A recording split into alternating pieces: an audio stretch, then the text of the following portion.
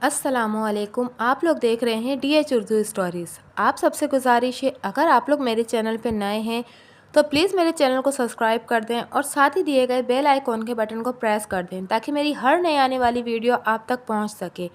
उम्मीद करती हूं कि आज की ये कहानी आपको पसंद आएगी। चौधरी मनसब अली के घर में कोहराम मचा हुआ था। उसके नौजवान बेटे नियाज़ अली को किसी ने सोते में कत्ल कर दिया था। मैं सुबह के 7 बजे मौके वारदात पर पहुंचा और ज़ाब्ते की कार्रवाई शुरू कर दी। मौके पर मौजूद हवलदार ने मुझे बताया कि वारदात की इत्तला मिलते ही मौके वारदात पर पहुंच गया था और उसने किसी चीज़ को उधर उधर नहीं किया। मकतूल अपने बिस्तर पर खून में लथपथ पड़ा हुआ था। बिस्तर बरामदे में बिछा था। मार्च का महीना होने के बायस मौसम ज़्यादा गर्म नहीं था। बरामदे के सामने सरकंडों की भारी चकें पड़ी हुई थीं। बरामदे में एक दूसरी चारपाई भी मौजूद थी और इस पर बिस्तर भी बिछा हुआ था। चारपाई पे एक खेस तय किया हुआ रखा था और चादर पर शक्नें नहीं थीं, जिससे अंदाज़ा मालूम होता था कि इस पर कोई नहीं सोया। मकतूल के जिस्म पर तेज़ धार आले के 1 दर्जन निशानात थे। गोया कातिल ने कत्ल के पुख्ता इरादे से वार किए थे। इतने ज़्यादा वार कई बातों की निशानदेही करते थे। अव्वल ये कि कत्ल के पीछे सख्त नफरत कार फरमा थी। 2, मकतूल ने कातिल को पहचान लिया था और कातिल घबराहट में वार पे वार करता चला गया। यानी मकतूल का बच जाना कातिल के हक में मौत का पैगाम साबित हो सकता था। सोम ये कि कातिल बुज़दिल और कमज़ोर था। चंद वार करने के बाद उसे अपने दुश्मन की मौत का यकीन नहीं आया था। खून के धब्बे चारपाई के नीचे भी नज़र आ रहे थे। 2 बातें ख़ास तौर पर काबिल तवज्जो थीं। घर के दिगर अफराद करीबी कमरों में सोए हुए थे। उन्होंने मकतूल की चीखें क्यों नहीं सुनी? और दूसरी बात ये थी कि मकतूल खासा सेहतमंद शख्स था। इसने मज़ाहमत क्यों नहीं की? अगर वो मज़ाहमत करता तो उसकी लाश कम अज़ कम चारपाई पर पड़ी हुई ना पाई जाती। हमला आवर गालिबन 2 थे। एक ने मकतूल को दबाए रखा और दूसरा वार करता रहा। ये भी हो सकता था कि कातिल ने पहला वार दिल पर किया हो और वही कारी साबित हुआ। ताहम सबसे पहले ये अंदाज़ा लगाना था कि कातिल बाहर से आया था या घर का ही आदमी था। मैंने लाश पर चादर डाल दी और मकतूल के बाप चौधरी मनसब अली से पूछा, कत्ल के बारे में सबसे पहले किसको पता चला था? मेरी बीवी साबरा बीवी को, उसने जवाब दिया। सबसे पहले वही उठती है। लाश देखकर उसने चीखें मारी तो सारे घर की आंख खुल गई। मैंने उसी वक्त 2 आदमी थाने दौड़ाए और लाश पर चादर ढक दी। चौधरी की उम्र 65 साल के लगभग थी। वो ऊंचे कद काट का सेहतमंद आदमी था, लेकिन इस वक्त उसके कंधे झुके हुए थे और नौजवान बेटे की मौत के बायस निढाल हो रहा था। जो आदमी इसने थाने दौड़ाए थे, इसमें से एक इसका छोटा बेटा सफदर अली और दूसरा एक मजरा था जिसका नाम गामू था। दोनों तकरीबन 6 बजे थाने पहुंचे थे। मैंने चौधरी से पूछा, आपने बाहर के दरवाजे चेक किए थे? उस सवाल का जवाब उसके बेटे सफदर अली ने दिया। सहन के दरवाजे की कुंडी खुली हुई थी। सफदर अली 30-32 साल का एक खुश शक्ल नौजवान था। मैंने कहा, इसका मतलब है कि कातिल बाहर से आया था। मलिक साहब, कातिल बाहर से ही आया करते हैं, चौधरी ने कहा। उसकी आवाज़ में गुस्सा भी था और गम भी। ये तो तफ्तीश के बाद ही पता चलेगा। मैंने कहा, आपको शक किस पर है? हमारी किसी से दुश्मनी नहीं है, उसने जवाब दिया। मैं किस पर शक जाहिर करूं? मुझे तो ये किसी चोरी की कार्रवाई लगती है, सफदर अली ने कहा। आप किसी खोजी को बुलवाकर खुरा निकलवाएं। मैंने पूछा, आप में से किसी ने शोर की आवाज़ नहीं सुनी? चौधरी ने कहा, हमें बिल्कुल कोई आवाज़ सुनाई नहीं दी। हालांकि मैं बड़ी कच्ची नींद सोता हूँ। इस चारपाई पर कौन सोता है? मैंने मकतूल के साथ वाली चारपाई की तरफ इशारा किया।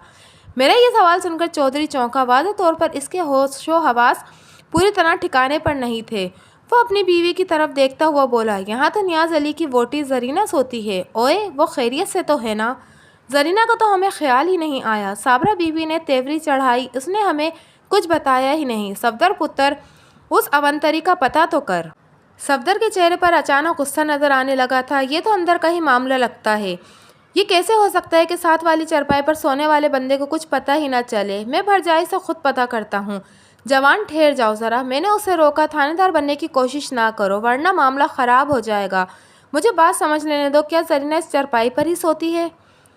हाँ जी, वो रोज़ इधर ही सोती है, साबरा बीबी ने जवाब दिया। सदमे की वजह से मुझे इस बात का ख्याल ही नहीं आया और उसने भी मुझे कुछ नहीं बताया। मैं साबरा बीबी को बैठक में ले गया और कहा, ज़रा तसल्ली से बात बताएं। जब आपने बेटे की लाश देखी तो क्या उस वक्त बहू अपने बिस्तर पर मौजूद थी? साबरा बीबी ने कतरे सोचने के बाद जवाब दिया, मैं मर जावा, उसका बिस्तर तो खाली था और वो पहले उठ गई थी, तो उसने हमें कुछ बताया क्यों नहीं? क्या आपकी बहू का अपने शौहर से कोई झगड़ा हुआ था? हाँ जी, कई दिनों से झगड़ा चल रहा था। मैंने पूछा, झगड़े की वजह क्या थी? वजह क्या होनी थी जी? چھوٹے لوگوں کو منہ لگا کر غلطی کی۔ اس نے جواب دیا، زیادہ غلطی میرے خاوند کی ہے، میں نے اس کو منع بھی کیا تھا کہ وٹے سٹے کی شادی نہ کرے لیکن نہیں مانا۔ اس نے تفصیل بتاتے ہوئے کہا کہ اس کے بڑے بیٹے یعنی نیاز علی کی شادی میں بعض وجوہوں کی بنا پر دیر ہو گئی تھی اور زیادہ عمر ہونے کی وجہ سے مناسب رشتہ نہیں مل رہا تھا، لہٰذا انہوں نے اپنے سے ایک کم حیثیت خاندان میں وٹے سٹے کی شادی کر دی۔ اس کم حیثیت خاندان کے سربراہ کا نام صوفی عبداللہ تھا۔ یہ شخص باقول صابرہ بی بی کے بہت چھوٹا ذمہ دار تھا۔ منصب علی نے اپنی بیٹی کو صوفی کے بیٹے رفیق سے بیاہ دیا اور اس کی بیٹی زرینہ کو اپنی بہو بنا لیا۔ فیقے نے میری بیٹی کی زندگی عذاب بنا رکھی ہے، صابرہ بی بی نے بات جاری رکھتے ہوئے بولی۔ ایک تو ان کے گھر میں تنگی ہے، دوسری عشرت کی ساس بہت فضول عورت ہے، ہر وقت بیٹے کے کان بھرتی رہتی ہے اور بیٹا بھی ماں کا ایسا لاڈلا ہے کہ بیوی کو کچھ سمجھتا ہی نہیں، ذرا سی بات پر بیوی کو ڈانٹنا ڈپٹنا شروع کر دیتا ہے۔ اس کی یہ بات قابل یقین نہیں لگتی تھی۔ ایک تو وہ لوگ اونچی حیثیت کے مالک تھے اور دوسرے رفیق کی بہن ان کے گھر میں تھی، وہ اسے یعنی زرینہ کو زیادہ تنگ نہیں کر سکتے تھے۔ میں نے پوچھا، آپ لوگ رفیق کی بہن زرینہ سے کیسا سلوک کرتے ہیں؟ کیا اپنی بیٹی پر ہونے والی زیادتی کا بدلہ نہیں لیتے؟ ہم اعلیٰ ذات کے خاندانی لوگ ہیں، اس نے فخر سے کہا۔ میرا بیٹا زرینہ کو پھولوں کی طرح رکھتا تھا لیکن وہ ذرا سی بات پر اس سے لڑنا شروع کر دیتی تھی۔ 2 روز پہلے بھی دونوں کی لڑائی ہوئی تھی۔ زرینہ میکے جانے کی ضد کر رہی تھی لیکن نیاز علی اجازت نہیں دے رہا تھا۔ گھر میں 100 مجبوریاں ہوتی ہیں، انسان شادی اس لیے تو نہیں کرتا کہ بیوی ہر وقت میکے میں ہی بیٹھی رہے۔ کیا آپ یہ کہنا چاہتی ہیں کہ نیاز علی کو زرینہ نے قتل کیا ہے؟ یہ پتہ کرنا تو آپ کا کام ہے۔ ایسی عورتوں کا کیا بھروسہ ہو سکتا ہے کہ اس نے اپنے کسی یار سے یہ کام کروایا ہو؟ اس عورت نے بلا تعمل اپنی بہو پر الزام لگا دیا تھا۔ میں نے پوچھا، آپ اس کے کتنے یاروں کو جانتی ہیں؟ یہ معلوم کرنا آپ کا کام ہے۔ میں نے کہا، وہ بات بتائیں جو آپ کو معلوم ہو۔ اگر آپ کو اپنی بہو زرینہ پر شک ہے تو اس شک کی کوئی وجہ بتائیں۔ شک ہم نے ظاہر کر دیا ہے، وجہ آپ معلوم کریں۔ زرینہ کو 2-4 دن تھانے میں رکھیں، سب کچھ اگل دے گی۔ میں نے ضروری باتیں نوٹ کر کے اسے باہر بھیج دیا اور چودھری کو اندر بلا کر کہا، چودھری صاحب، آپ نے کہا تھا کہ قاتل باہر ہی سے آیا کرتے ہیں، مگر آپ کی بیوی کا خیال ہے کہ قاتل اندر کا ہی کوئی آدمی ہے، اس بارے میں آپ کیا کہتے ہیں؟ ملک صاحب، میرا تو دماغ ہی کام نہیں کر رہا، اس نے کہا۔ سمجھ میں کچھ نہیں آ رہا، میں ابھی زرینہ سے بات کر رہا تھا مگر وہ کوئی جواب ہی نہیں دیتی، بس روئے پہ روئے چلی جا رہی ہے۔ میری بیٹی کو بھی اسی پر شک ہے۔ میں نے اپنی بیوی سے کہا ہے کہ وہ زرینہ سے اگلوانے کی کوشش کرے۔ میں نے اٹھتے ہوئے کہا، یہ کام آپ کے بس کا نہیں ہے، تفتیش کرنا ہمارا کام ہے، اپنی بہو کو یہاں بلائیں۔ اس نے برآمدے میں جا کر اپنی بیوی کو آواز دی اور کہا کہ زرینہ کو بیٹھک میں بھیج دے۔ چند ساعت کے بعد صابرہ بی بی زرینہ کو لیے ہوئے بیٹھک میں داخل ہوئی۔ اس نے زرینہ کا بازو پکڑ رکھا تھا اور یوں معلوم ہوتا تھا کہ وہ زرینہ کی مرضی کے خلاف اسے کھینچ کر لا رہی ہے۔ دوسری طرف سے ایک نوجوان لڑکی نے زرینہ کو پکڑ رکھا تھا۔ وہ بھاری جسم اور موٹے نقوش والی ایک بد مزاج سی لڑکی معلوم ہوتی تھی۔ اس کی تنگ پیشانی تھی اور تیوری چڑھی ہوئی تھی۔ اس کے مقابلے میں زرینہ ایک حسین اور دبلی پتلی لڑکی تھی۔ اس کی رنگت سرخ و سفید اور عمر 18-19 سال کے لگ بھگ تھی۔ اس کے گھنے اور سیاہ بال کھلے ہوئے تھے اور چہرے کے دونوں جانب لٹک رہے تھے۔ اس کی آنکھوں سے آنسو روا تھے اور وہ غم سے نڈھال ہو رہی تھی۔ تھانے دار صاحب، اس کے رونے دھونے پر نہ جائیں، صابرہ بی بی نے کہا۔ یہ مکر کر رہی ہے، اس کو ذرا دبکا شپکا لگائیں، 1 منٹ میں سب کچھ اگل دے گی۔ بی بی، آپ مجھے طریقے نہ سمجھائیں، مجھے سارے طریقے آتے ہیں، مجھے اپنے طریقے سے کام کرنے دیں اور اس کو چھوڑ دیں، یہ کہیں نہیں جا سکتی۔ دونوں عورتوں نے لڑکی کو چھوڑ دیا۔ وہ وہیں دری پر بیٹھ گئی اور گھٹنوں میں سر دے کر رونے لگی۔ میں نے چودھری سے کہا، فی الحال اسے کسی الگ کمرے میں بٹھا دیں اور گھر کے سب لوگوں سے یہ بات بتا دیں کہ کوئی شخص اس کے ساتھ سوال جواب نہ کرے۔ یہ اچھی زبردستی ہے، صابرہ بی بی نے غصے سے کہا۔ ہمارا پتر قتل ہو گیا اور ہم لوگ سوال جواب بھی نہ کریں؟ قانون یہی کہتا ہے چودھرانی، میں نے کہا۔ جرم کی تفتیش کرنا پولیس کا کام ہے، اگر آپ کو کچھ معلوم ہے تو آپ مجھے بتائیں۔ وہ بڑبڑاتی ہوئی کمرے سے باہر چلی گئی۔ چودھری نے میری ہدایت کے مطابق زرینہ کو الگ کمرے میں بٹھا دیا۔ میں نے دوبارہ سوالات کا سلسلہ شروع کیا۔ چودھری صاحب، آپ نے اپنی بیوی کی باتیں سن لی ہیں، اب آپ اپنی بات کریں، کیا آپ کو بھی اپنی بہو پر شک ہے؟ شک والی بات تو ہے، اس نے جواب دیا۔ یہ کیسے ہو سکتا ہے کہ بندہ قتل ہو جائے اور ساتھ والے بستر پر سونے والے کو خبر تک نہ ہو، جاگنے کے بعد بھی پتہ نہ چلے؟ کیا آپ کو یقین ہے کہ زرینہ گزشتہ رات برآمدے میں سوئی تھی؟ ہر روز ہی برآمدے میں سوتی ہے، روزانہ کی بات نہیں کریں، کل رات کی بات بتائیں۔ میں نے تو نہیں دیکھا مگر سب کہتے ہیں کہ گزشتہ رات برآمدے میں سوئی تھی۔ اس بات کو چھوڑ دیں، اسے میں چیک کر لوں گا۔ آپ مجھے یہ بتائیں کہ آپ کی بہو کا اپنے شوہر سے کوئی تنازع چل رہا تھا؟ تنازع تو خاص نہیں تھا، 2-4 روز پہلے دونوں میں کوئی جھگڑا ہوا تھا۔ زرینہ میکے جانا چاہتی تھی۔ نیاز علی نے اسے اجازت بھی دے دی تھی، لیکن شام کو زرینہ میکے جانے سے انکار کر دیا۔ اس پر نیاز علی کو بڑا غصہ آیا اور دونوں میں توتکار ہو گئی۔ کیا آپ کے خیال میں اتنی سی بات پر کوئی عورت اپنے شوہر کو قتل کر سکتی ہے؟ ملک صاحب، اگر یہ بات آپ کسی اور موقع پر پوچھتے تو میں انکار میں جواب دیتا، لیکن میرے بیٹے کی لاش باہر پڑی ہے، میں کیسے اپنی بہو کو بری قرار دے سکتا ہوں؟ چودھری صاحب، بندے کے 100 سجن ہوں تو 2-4 دشمن بھی ہوتے ہیں۔ آپ کسی اور دشمن کے بارے میں بھی سوچیں۔ میں ضرور سوچوں گا، لیکن ایک بات اور میں آپ کو بتانا چاہتا ہوں کہ یہ شادی نیاز علی کی پسند سے ہوئی تھی۔ اس نے زرینہ کو کہیں دیکھ لیا تھا اور ضد کر کے شادی کی تھی۔ زرینہ نیاز علی سے عمر میں آدھی ہے، یہ اس شادی پر راضی نہیں تھی، اس نے کہیں اور آنکھ لڑا رکھی تھی۔ نیاز علی نے زرینہ کے بھائی رفیق سے بات کی اور رفیق نے بہن کو سمجھا بجھا کر شادی کے لیے راضی کیا۔ میں نے کہا، اور رفیق اس لیے راضی ہو گیا کہ آپ نے اسے اپنی بیٹی دینے کا وعدہ کر لیا تھا۔ یہ بات بعد میں ہوئی تھی، یہ الگ معاملہ ہے۔ زرینہ نے اگر خود نیاز علی کو قتل نہیں کیا تو کسی اور سے کروایا ہے۔ آپ اس لڑکی کی شکل و صورت پر نہ جائیں، ایسی خوبصورت لڑکیاں اندر سے بہت خطرناک ہوتی ہیں۔ زرینہ نے میرے بیٹے کو کبھی اپنا خاوند تسلیم ہی نہیں کیا، یہ شروع سے ہی موقع کی طاق میں تھی۔ اس کی اس بات میں خاصا وزن تھا۔ اب دیکھنے والی بات یہ تھی کہ اس الزام میں کہاں تک حقیقت تھی اور وہ کون تھا جس سے زرینہ نے آنکھ لڑا رکھی تھی۔ میں نے پوچھا، چودھری صاحب، کیا آپ اس نوجوان کا نام بتا سکتے ہیں جس سے زرینہ نے آنکھ لڑا رکھی تھی؟ میں اپنے بیٹے سے پوچھ کر بتاتا ہوں، اس نے کہا۔ پھر صفدر علی کو اندر بلایا اور اس نے زرینہ کے مبینہ آشنا کا نام پوچھا۔ وہ لوہاروں کا بیٹا چھیما نہیں ہے؟ صفدر علی نے جواب دیا۔ اس کے ساتھ ہی اس کا چکر تھا۔ صحیح نام کیا ہے اس کا؟ میں نے پوچھا۔ نام تو سلیم ہے، مگر سب چھیما لوہار کہتے ہیں۔ میں نے سلیم عرف چھیمے لوہار کا پتہ نوٹ کر لیا، پھر پوچھا، گھر میں اس وقت کتنے افراد ہیں؟ گھر میں اس وقت بچوں کے علاوہ 6 افراد ہیں، چودھری نے جواب دیا۔ 4 سے تو آپ مل چکے ہیں، ان کے علاوہ میری ایک چھوٹی بہو اور بیٹی ہے، 2 ملازم ان کے علاوہ ہیں۔ ملازموں کے بارے میں آپ کا کیا خیال ہے؟ ہمارے ملازم ایسی جرات نہیں کر سکتے، پھر بھی میں ملازموں سے بات کرنا ضروری سمجھتا ہوں۔ میں نے کہا، لیکن پہلے آپ چھوٹی بہو اور بیٹی کو بلائیں۔ صفدر علی اندر جا کر دونوں کو بلا لایا۔ بیٹی وہی تھی جو تھوڑی دیر پہلے اپنی ماں کے ہمراہ زرینہ کو پکڑ کر بیٹھک میں لائی تھی۔ اس کا نام عشرت معلوم ہوا۔ میں نے پوچھا، کیا تم رفیق کی بیوی ہو؟ اس نے اس بات میں سر ہلایا۔ یہاں آئے ہوئے تمہیں کتنے دن ہوئے ہیں؟ 4 دن۔ میں نے پوچھا، کیا تم راضی خوشی یہاں آئی ہو؟ اس نے برا سا منہ بنا کر کہا، کبھی کوئی عورت راضی خوشی بھی خاوند کا گھر چھوڑتی ہے؟ میں نے اسے اندازہ لگایا کہ وہ زبان کی تیز اور قدر احمق تھی۔ یہ تو تم سچ کہتی ہو۔ میں نے اس کی تائید کی اور پھر پوچھا، خاوند سے جھگڑا کس بات پر ہوا تھا؟ فساد کی جڑ میری ساس ہے، رفیق اس کے اشاروں پر چلتا ہے، وہ خود تو ہر وقت بستر پر پڑی رہتی ہے اور چاہتی ہے کہ میں سارا دن اس کے گند دھوتی رہوں، ہانڈی روٹی کروں، برتن دھوں، صفائی کروں، کپڑے دھوں۔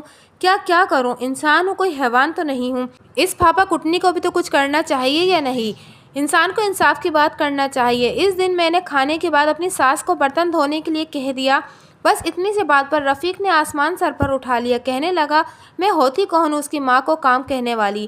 میں بھی ایک بک بک کرنے لگی۔ میں نے کہا، مجھ سے اتنا بڑا ٹبر نہیں سنبھالا جاتا، ماں کا بہت خیال ہے تو نوکر رکھ لو۔ میں نے پوچھا، گھر میں نوکرانی کوئی نہیں ہے؟ نوکر، اس نے نخوت سے کہا، ہانڈی کونڈی چاٹ کر گزارا کرنے والے کیا خاک نوکر رکھیں گے؟ زمینوں کی ساری کمائی تو وہ جوئے میں ہار جاتا ہے۔ تمہارا مطلب ہے کہ رفیق جوا کھیلتا ہے؟ جوا بھی کھیلتا ہے اور کبھی کبھی نشہ بھی کرتا ہے۔ نیاز بھائی کی اس سے وہیں پر دوستی ہوئی تھی۔ وہ بے خیالی میں ایسی بات کہہ گئی جو شاید ویسے نہ بتاتی، یعنی یہ کہ اس کا مقتول بھائی بھی جوا کھیلتا تھا۔ میں نے پوچھا، کیا تمہارے جھگڑے کا اثر تمہاری بھرجائی پر بھی پڑتا تھا؟ جی نہیں، میرا بھائی بہت شریف آدمی تھا، وہ زرینہ کو بہت خوش رکھتا تھا۔ اب یہی دیکھ لیں، میں 5-4 روز سے یہاں پڑی ہوں۔ اگر نیاز بھائی غیرت، میرا مطلب ہے کہ ایسا ویسا آدمی ہوتا تو اسی روز زرینہ کو نکال باہر کرتا۔ یہ تو کوئی بات نہیں ہوئی، وٹے سٹے کی شادی میں یہی تو ہوتا ہے جی۔ تمہارے خیال میں نیاز علی کے قتل میں کس کا ہاتھ ہے، زرینہ کا اور کس کا؟ اس نے کھٹ سے جواب دیا، اگر اس نے خود یہ حرکت نہیں کی تو کسی بدماش سے کروائی ہے۔ یہ کیسے ہو سکتا ہے کہ آدمی قتل ہو جائے اور ساتھ سوئی ہوئی عورت کو کچھ پتہ نہ چلے؟ کیا تمہیں پکا یقین ہے کہ زرینہ برآمدے میں سوئی تھی؟ لو جی، مجھے جھوٹ بولنے کی کیا ضرورت ہے؟ سارا گھر جانتا ہے کہ زرینہ برآمدے میں سوتی ہے، لیکن اس کے بستر پر تو ایک شگن تک نہیں ہے، کھیز بھی طے کیا ہوا رکھا ہے۔ یہ کون سا مشکل کام ہے؟ اس نے اپنا کام مکمل کر کے بستر ٹھیک کر دیا ہوگا اور خود کمرے میں چلی گئی ہوگی۔ میں اس کی بھابھی کی طرف متوجہ ہوا۔ کہنے کو وہ چھوٹی بھابھی تھی، لیکن عمر میں زرینہ سے 5-6 سال بڑی لگتی تھی۔ اس کا نام صادقہ تھا۔ وہ کھلتے ہوئے رنگ کی ایک خوش شکل عورت تھی، مگر زرینہ کے مقابلے میں کچھ نہیں تھی۔ میرے سوال کے جواب میں اس نے کہا، کہ وہ شور سن کر اٹھی تھی اور اس سے زیادہ اسے کچھ معلوم نہیں تھا۔ میں نے محسوس کیا کہ وہ عشرت کے سامنے کھل کر بات کرتے ہوئے گھبرا رہی تھی۔ بس میں نے عشرت کو واپس بھیج دیا اور اس سے پوچھا کہ زرینہ گزشتہ رات کہاں سوئی تھی؟ مجھے پکا پتہ نہیں ہے جی، اس نے جواب دیا۔ پرسوں میاں بیوی میں بہت جھگڑا ہوا تھا، اس لیے ہو سکتا ہے کہ زرینہ اندر کمرے میں سو گئی ہو۔ کیا پہلے بھی ایسا ہوتا رہا ہے؟ ہاں جی، جس دن میاں بیوی میں ناراضگی ہوتی تھی اس رات زرینہ الگ سوتی تھی۔ جھگڑا کس بات پر ہوتا تھا؟ بھائی نیاز زرینہ کو میکے بھیجنا چاہتا تھا مگر وہ جانے پر تیار نہیں تھی۔ کیا وہ خوشی سے بھیجنا چاہتا تھا یا ناراضگی سے؟ خوشی سے بھیجتا تو وہ فوراً چلی جاتی۔ میرے استفسار پر اس نے جھگڑے کی کچھ تفصیل بتائی۔ یہ تفصیل میں آپ کو زرینہ کے بیان کے ساتھ ملا کے بتاؤں گا۔ تفصیل ایک ہی ہے لیکن بتانے والے دو ہیں۔ میں نے صادقہ سے پوچھا کہ نیاز علی زرینہ کو مارتا تھا؟ اس نے گہرا سانس لیتے ہوئے کہا، عورتیں تو ہوتی ہی مار کھانے کے لیے ہیں جی، مار تو مجھے بھی پڑتی ہے، لیکن زرینہ کی قسمت کچھ زیادہ ہی خراب تھی۔ جس روز میری نند اپنے خاوند سے ناراض ہو کر گھر آتی تھی اس روز زرینہ کی کم بختی آ جاتی تھی۔ ادھر عشرت منہ پھلائے گھر میں داخل ہوئی، ادھر بھائی نیاز نے جوتا اتارا۔ میرا نام نہیں لینا جی، ان لوگوں میں تکبر بہت ہے۔ اس میں مجھے اور بھی بہت کچھ بتایا تھا مگر اس کہانی کا ان باتوں سے زیادہ تعلق نہیں ہے، اس لیے انہیں چھوڑتا ہوں۔ صادقہ کو فارغ کرنے کے بعد میں نے زرینہ کو بیٹھک میں بلایا اور کہا، زرینہ بیوی، اس کمرے میں میرے اور تمہارے سوا کوئی نہیں ہے، تم جو کچھ بتاؤ گی وہ مجھ تک ہی رہے گا، اس لیے کوئی بات چھپانے کی کوشش نہ کرنا۔ وہ سسکیاں لیتی ہوئی کمرے میں داخل ہوئی تھی اور سر جھکا کر کرسی پر بیٹھ گئی تھی۔ اس کا چہرہ کھلے ہوئے بالوں میں چھپا رکھا تھا۔ میں نے بات جاری رکھتے ہوئے کہا، مجھے معلوم ہے کہ پرسوں تمہارا اپنے خاوند سے جھگڑا ہوا تھا، یہ جھگڑا کس وجہ سے ہوا تھا؟ اس نے اپنے چہرے سے ہاتھ ہٹائے اور بھرائی ہوئی آواز میں بولی، یہاں تو جی روزانہ ہی جھگڑا ہوتا ہے، سارا قصور میرے بھائی کا ہے جس نے جانتے بوجھتے ہوئے مجھے اس جہنم میں ڈال دیا۔ میرے سوالات کے جواب میں اس نے جو واقعہ بتایا میں اپنے الفاظ میں آپ کے سامنے پیش کرتا ہوں۔ اس میں صادقہ کی بیان کردہ تفصیل بھی شامل ہے۔ زرینہ نے بتایا کہ اس کی نند عشرت ایک کامچور اور منہ پھٹ عورت تھی۔ زرینہ کا بھائی اس سے دب کر رہتا تھا اور اس سے کسی کام کے لیے نہیں کہتا تھا۔ اس کے باوجود عشرت جلتی کرتی رہتی تھی اور اپنی ساس یا اپنے خاوند سے لڑ جھگڑ کر میکے آ جاتی تھی۔ اس کے گھر میں قدم رکھتے ہی نیاز علی کے سر پر شیطان سوار ہو جاتا اور وہ اسے یعنی زرینہ کو مار پیٹ کر گھر سے نکال دیتا۔ زرینہ اپنے گھر جا کر بھائی کی منت و سماجت کرتی اور اسے مجبور کرتی کہ جا کر اپنی بیوی کو منا کر لائے۔ 4 روز پہلے عشرت ٹسمے بہاتی ہوئی گھر آئی اور یہ اعلان کر دیا کہ اب وہ اپنے سسرال نہیں جائے گی۔ نیاز علی شام کو گھر آیا، بہن کی باتیں سنی اور حسب عادت اپنی بیوی پر برسنا شروع ہو گیا۔ اپنے اس بے غیرت بھائی سے کہو کہ فوراً یہاں آئے اور میری بہن سے معافی مانگے، مجھے روز روز کا تماشا اچھا نہیں لگتا۔ زرینہ اسی وقت اپنے گھر گئی اور 2 گھنٹے تک اپنے بھائی کو سمجھاتی رہی لیکن وہ جھکنے پر تیار نہیں ہوا۔ میں اس عورت سے تنگ آ چکا ہوں، اس نے کہا، یہ گھر کے کسی کام کو ہاتھ نہیں لگاتی، کسی کی عزت نہیں کرتی، ہر وقت شہزادیوں کی طرح پلنگ پر پڑی رہتی ہے، نہ ماں کی عزت کرتی ہے نہ میری عزت کرتی ہے۔ میں کب تک اسے منا کر لاتا رہوں گا؟ میں نہیں جاؤں گا، وہ خود آنا چاہے تو دروازہ کھلا ہے۔ ماں نے بھی بیٹے کی تائید کی، یہ ہماری نرمی کا نتیجہ ہے کہ یہ لڑکی ہر دوسرے روز ہمارے سروں پر خاک ڈال کر گھر سے نکل جاتی ہے، پہلے ہی روز سختی کرنا چاہیے تھی۔ زرینہ نے پوچھا، میرا کیا بنے گا؟ اگر تو نبھا کر سکتی ہے تو واپس چلی جا ورنہ ادھر ہی بیٹھ، ہم بھوکے ننگے نہیں ہیں۔ زرینہ ایک رات گھر میں رہ کر واپس چلی گئی اور سسرال والوں کو اپنے بھائی کا جواب بتا دیا۔ ساس نے طنزیہ لہجے میں جواب دیا، تیرا بھائی اتنی اونچی ناک والا کب سے ہو گیا؟ زرینہ کچھ نہیں بولی۔ کچھ بولتی کیوں نہیں؟ ساس نے غصے سے کہا، اگر وہ نہیں آیا تو کیا لینے آئی ہے یہاں؟ ماں جی، میں اپنے بھائی کی حرکتوں کی ذمہ دار نہیں ہوں، یہ میرا گھر ہے، میری عزت ہے، مجھے اور کہاں جانا ہے؟ سن رہے ہو اس کی بکواس؟ صابرہ بیوی نے بیٹے سے کہا، یہ اپنے بھائی کو پٹی پڑھا کر آئی ہے، اسے کہہ دو کہ جب تک فیکا یہاں اگر معافی نہیں مانگے گا اس وقت تک یہ اس گھر میں نہیں رہ سکتی۔ ماں جی، میں قسم کھاتی ہوں میں نے اپنے بھائی کو کوئی پٹی نہیں پڑھائی، وہ تو ہر دفعہ ہی بھابھی کو منا کر لے جاتا تھا، اب وہ نہیں آتا تو میں کیا کروں؟ یہ سنتے ہی نیاز علی نے زرینہ کے منہ پر تھپڑ مارا اور بالوں سے پکڑ کر دروازے کی طرف گھسیٹتا ہوا لے گیا۔ زبان چلاتی ہے میری ماں کے سامنے، نکل جا ہمارے گھر سے۔ زرینہ نے بتایا کہ وہ نیاز علی کے پیروں میں گر پڑی اور اس کی منت و سماجت کرنے لگی کہ اسے گھر سے نہ نکالے۔ اس پر نیاز علی نے اسے 2 لاتیں رسید کیں اور دوبارہ گھر سے نکلنے کا حکم دیا۔ مجھے جان سے مار ڈالو، میرے ٹکڑے کر دو، لیکن میں اس گھر سے نہیں نکلوں گی، جان دے دوں گی پر گھر سے نہیں نکلوں گی۔ نیاز علی نے اسے بالوں سے پکڑا اور کھینچتا ہوا باہر گلی میں لے گیا۔ اس گھر میں تمہارے لیے کوئی جگہ نہیں، اس نے کہا اور دروازہ بند کر دیا۔ زرینہ نے بھی تہیہ کر لیا تھا کہ اب وہ میکے نہیں جائے گی، اسی دروازے پر جان دے گی۔ اس نے بتایا کہ وہ 2.5-3 گھنٹے تک دروازے پر بیٹھی روتی رہی۔ بالآخر محلے والوں نے اس کے سسر کو سمجھایا اور وہ اسے اندر لے گیا۔ اس روز نیاز علی نے اس کے ساتھ کوئی بات نہیں کی اور رات کو دیر سے گھر آیا۔ زرینہ نے مجھے بتایا کہ اگلی صبح نیاز علی کا رویہ اچانک اچھا ہو گیا۔ ناشتے کے بعد وہ اسے الگ کمرے میں لے گیا اور کہا کہ زرینہ، ماں جی مجھ سے بہت ناراض ہیں۔ وہ کہتی ہیں کہ جب تک عشرت اپنے گھر نہیں چلی جاتی اس وقت تک تم یہاں نہیں رہ سکتی۔ میرا کوئی قصور بھی تو ہو، تمہارا قصور یہ ہے کہ تم فیقے کی بہن ہو۔ اگر ہماری بہن اس کے گھر میں خوش نہیں رہ سکتی تو اس کی بہن ہمارے گھر میں کیسے خوش رہ سکتی ہے؟ تم ایسا کرو کہ کچھ روز کے لیے اپنے میکے چلی جاؤ۔ اگر آپ مجھے راضی خوشی بھیجتے ہیں تو میں چلی جاؤں گی، میں خود تمہیں چھوڑ کر آؤں گا۔ نیاز علی نے کہا، ماں جی کو بھی تو راضی رکھنا ہے۔ 4-6 روز کے بعد میں تمہیں واپس لے آؤں گا، یہ میرا وعدہ ہے۔ ہر چند کے ذریعے نیاز علی کی باتوں میں فریب محسوس ہو رہا تھا، تاہم وہ میکے جانے پر آمادہ ہو گئی۔ اس نے اپنے خدشات کو ذہن سے جھٹک دیا اور یہی توقع رکھی کہ اس کے شوہر کا یہ رویہ اصلی ثابت ہوگا۔ میں تمہیں رات کے کھانے کے بعد تمہارے میکے چھوڑ آؤں گا، نیاز علی نے مزید کہا۔ اپنی چیزیں تیار رکھنا۔ زرینہ کو یہ بات بہت عجیب سی لگی۔ اس نے پوچھا، رات کے کھانے کے بعد کیوں؟ اس وقت تو بہت اندھیرا ہو جاتا ہے۔ نیاز علی تأمل کرتے ہوئے بولا، میں گھر والوں سے یہ بات پوشیدہ رکھنا چاہتا ہوں۔ اگر ماں جی کو یہ پتہ چلا کہ میں خود تمہیں چھوڑنے گیا تھا تو وہ ناراض ہوں گی۔ اس بات کا کسی سے ذکر نہ کرنا۔ میں پہلے نکل جاؤں گا اور پھر پرائمری اسکول کے پاس رک کر تمہارا انتظار کروں گا۔ پرائمری اسکول ان کے گھر سے تقریباً 200 قدم کے فاصلے پر تھا۔ زرینہ کو یہ سب کچھ عجیب لگ رہا تھا مگر وہ شوہر کی خوشنودی کی خاطر راضی ہو گئی۔ زرینہ نے بتایا کہ دوپہر کے قریب حشمت بی بی نامی ایک عورت اس کی ساس سے ملنے آئی اور تقریباً 1 گھنٹہ اس کے ساتھ باتیں کرتی رہی۔ حشمت بی بی کے شوہر کا نام شمشیر خان تھا اور وہ خاصا بدنام شخص تھا۔ وہ کئی غیر قانونی کام کرتا تھا مگر پولیس میں اس کا کوئی ریکارڈ نہیں تھا، نہ ہی کبھی اسے گرفتار کیا گیا تھا۔ وجہ اس کی یہ تھی کہ وہ پولیس کے لیے مخبری کرتا تھا اور اس کی مدد سے کئی مشکل کیس حل ہوتے تھے، اس لیے اس کے چھوٹے موٹے غیر قانونی کاموں کو نظر انداز کرنا پڑتا تھا۔ اس کے غیر قانونی کاموں میں جوئے کا کاروبار بھی تھا اور غالباً یہی اس کی آمدنی کا اصل ذریعہ تھا۔ بہرحال یہاں اس کی بیوی حشمت بی بی کا ذکر ہو رہا تھا۔ حشمت بی بی بھی خاصی ہوشیار اور شاطر عورت تھی۔ صابرہ بی بی سے 1 گھنٹہ ادھر ادھر کی باتیں کرنے کے بعد وہ بظاہر خیر خیریت پوچھنے زرینہ کے کمرے میں چلی گئی۔ زرینہ اس وقت اپنے کمرے میں اکیلی تھی۔ حشمت بی بی نے رسمی کلمات کے بعد کہا، میں تمہیں ایک بہت ضروری بات بتانے آئی ہوں، لیکن پہلے وعدہ کرو کہ میرا ذکر نہیں کرو گی۔ زرینہ نے وعدہ کر لیا۔ حشمت بی بی نے کہا، آج رات تمہارا خاوند کسی بہانے تمہیں باہر لے جانا چاہے گا۔ زرینہ نے حیرانی سے پوچھا، تمہیں یہ بات کیسے معلوم ہوئی؟ یہ مت پوچھو، حشمت بی بی نے کہا، میں تمہیں صرف یہ بتانے آئی ہوں کہ آج رات گھر سے باہر قدم نہ نکالنا۔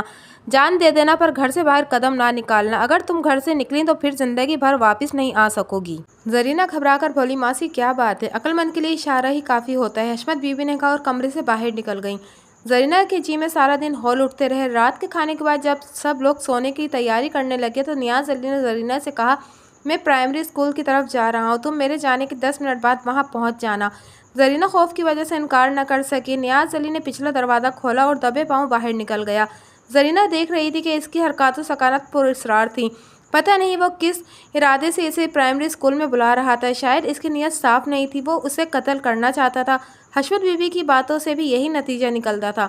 نیاز علی کے جانے کے بعد زرینہ نے دروازہ پھیڑ دیا اور جان بچانے کی کوئی تدبیر سوچنے لگی، لیکن اس کی سوچ ساتھ نہیں دے رہی تھی۔ وہ 2-3 مرتبہ اپنی ساس اور نند کے کمرے تک گئی اور واپس آ گئی۔ اس کی سمجھ میں نہیں آ رہا تھا کہ کس کو اپنی پریشانی بتائے۔ 4تھی مرتبہ اس ارادے سے ساس کے کمرے کی طرف گئی کہ اپنی پریشانی کا اظہار کیے بغیر واپس نہیں آئے گی، لیکن دروازے کے قریب پہنچ کر اس کی ہمت ایک بار پھر جواب دے گئی۔ اسے معلوم تھا کہ نیاز علی اس وعدہ خلافی پر طوفان کھڑا کر دے گا۔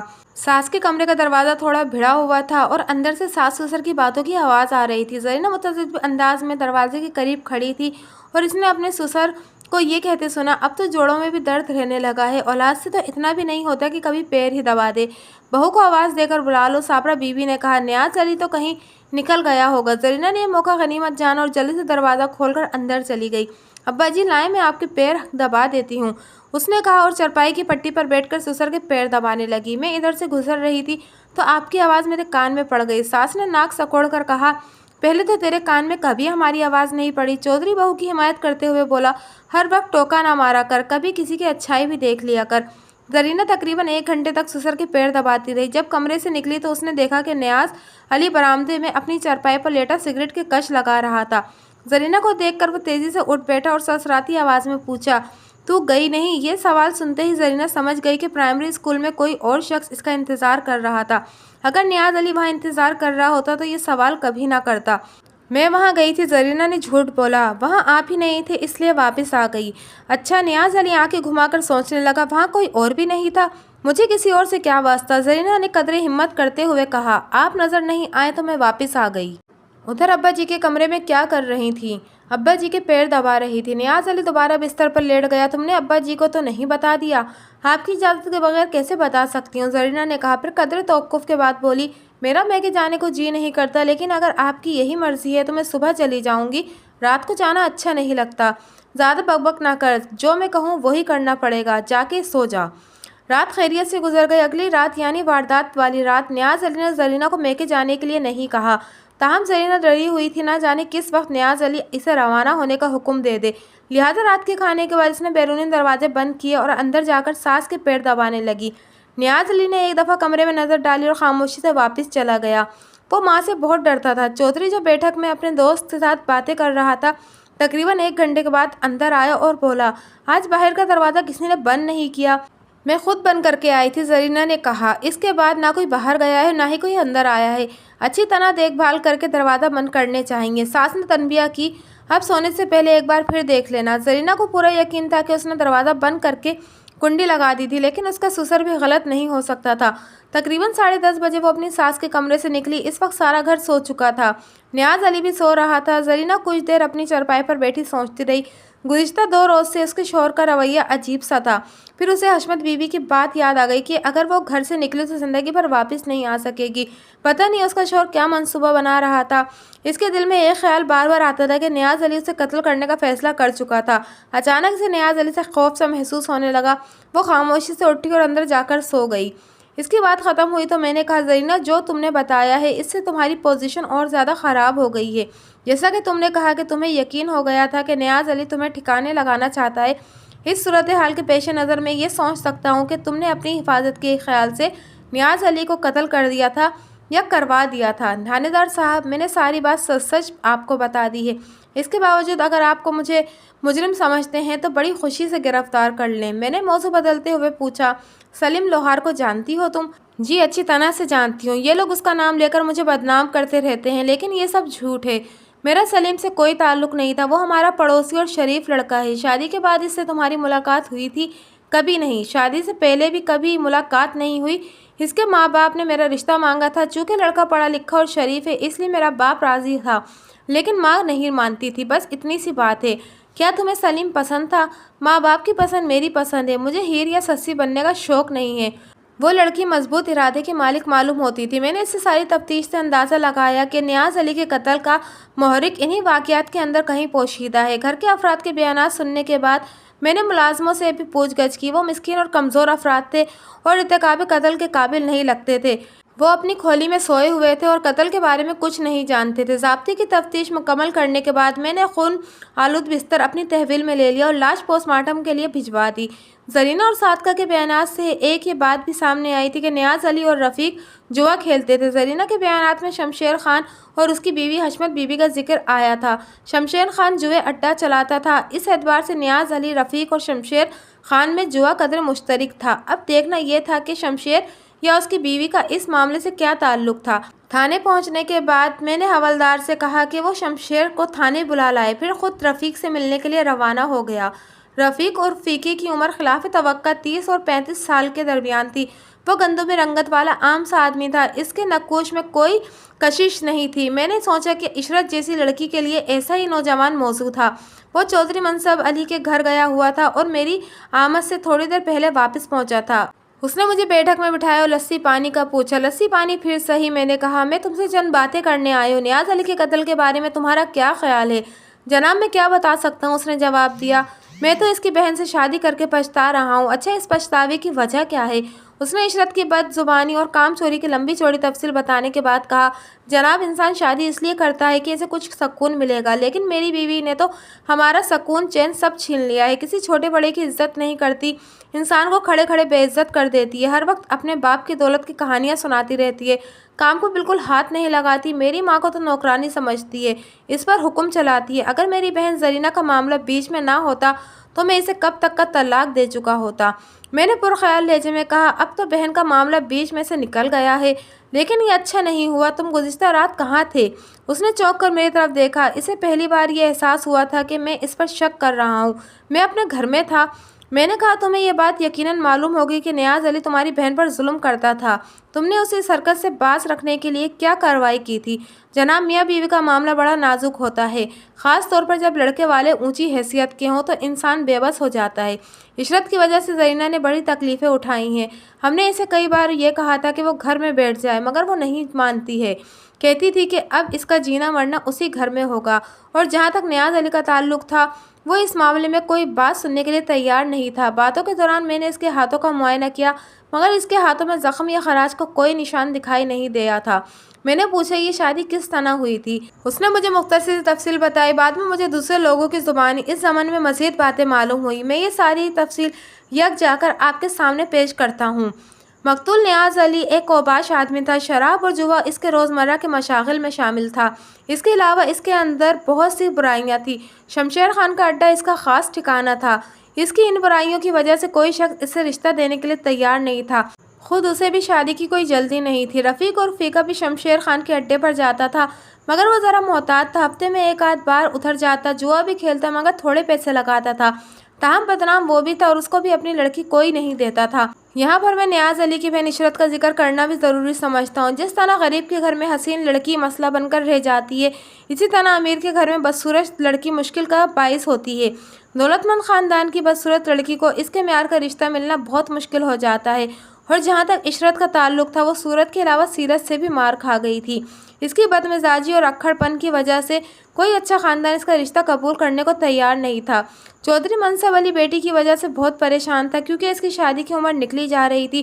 چودھری اکثر اپنے بیٹوں سے کہا کرتا تھا کہ اس کے لیے کوئی مناسب رشتہ تلاش کرے۔ نیاز علی اپنے حال میں مست رہنے والا آدمی تھا۔ اس نے کبھی بہن کی پرواہ نہیں کی تھی، لیکن ایک روز اس نے فیقے کی بہن زرینہ کو دیکھ لیا اور پہلی نظر میں اس پر لٹو ہو گیا۔ پہلے اس نے لڑکی کو اپنے طریقے سے حاصل کرنے کی کوشش کی، لیکن ناکام رہا۔ یہاں بڑی لمبی تفصیل ہے، مگر میں اس لمبی تفصیل کو خیال سے اسے چھوڑ دیتا ہوں۔ اسی اثنا میں اسے پتہ چلا کہ زرینہ فیقے کی بہن ہے اور فیقے کے ساتھ اس کا بیٹھنا اٹھنا ہے۔ اگر وہ براہ راست زرینہ کا رشتہ مانگتا تو شاید اسے کامیابی نہ ہوتی، اس لیے اس نے فیقے کی کمزوری پکڑی۔ اسے معلوم تھا کہ اس طرح فیقے کی شہرت بھی اچھی نہیں ہے اور کوئی اسے بھی رشتہ نہیں دیتا۔ ایک شام نیاز علی فیقے کو ایک طرف لے گیا اور کہا، یار فیقے، میں تمہارے ساتھ ایک خاص بات کرنا چاہتا ہوں۔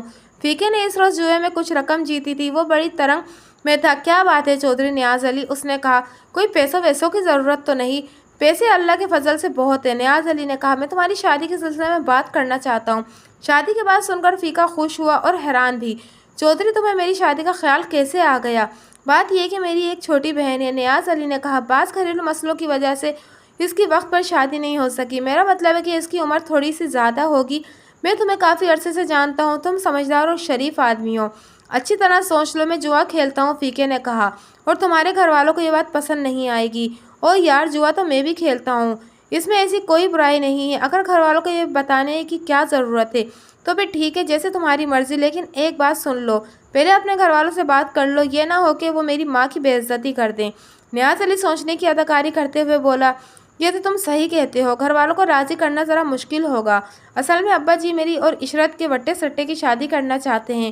انہوں نے ایک خاندان بھی دیکھ لیا ہے جہاں میرا رشتہ ہو جائے گا، اور عشرت کا بھی، لیکن مجھے وہ لڑکی پسند نہیں ہے۔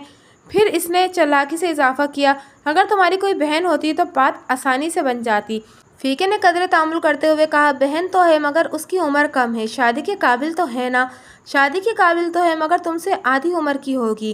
عمر کی فکر نہیں کرو، ہم کوئی معمولی لوگ نہیں ہیں، وہ ہمارے گھر میں عیش کرے گی۔ عیش قدر توقف کے بعد اس نے کہا، بہن تو میری بھی زیادہ عمر کی نہیں ہے، تم سے کم از کم 10 سال چھوٹی ہوگی۔ اچھا، میں گھر میں بات کروں گا۔